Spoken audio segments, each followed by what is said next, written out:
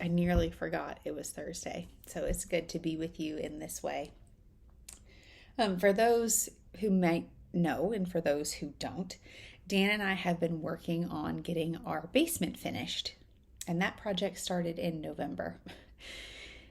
It's now August, and I think we're about 95% done. There's one thing left to order. There's a little bit of touch-up paint we need to do. We still have one tradesperson that needs to come in and finish. But what a process this has been. I knew construction work was not for the faint of heart, but I had no idea.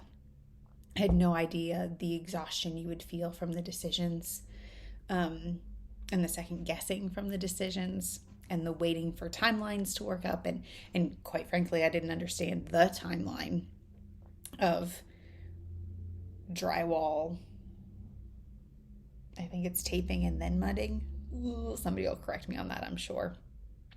And then you want to paint before the carpet goes in, even though I thought painting was the last thing because you want it to look crisp and fresh, and light fixtures and ceiling fans, and what to do about trim that is pine with the new trim that is white and how to match those up, and just all of the things. But sitting down there this last week and enjoying our nearly complete space and somewhat decorated space, I just had this overwhelming sense of gratitude that we were able to do this project, that it has looked so close to what we had hoped and envisioned it would.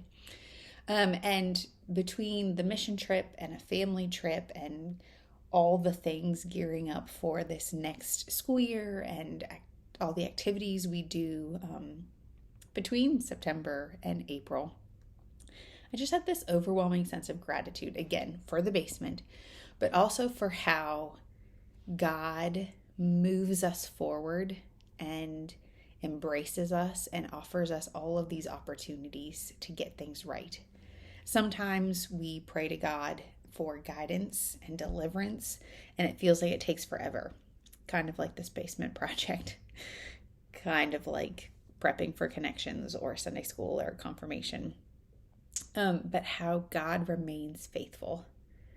And I know that might be a stretch. I know that might be silly, but in that moment, cuddled up with my family, watching a show in a space that had finally started to come together and was usable again, I just had this great moment from the Spirit of realizing that this is what life is like. This is what the Christian journey is like.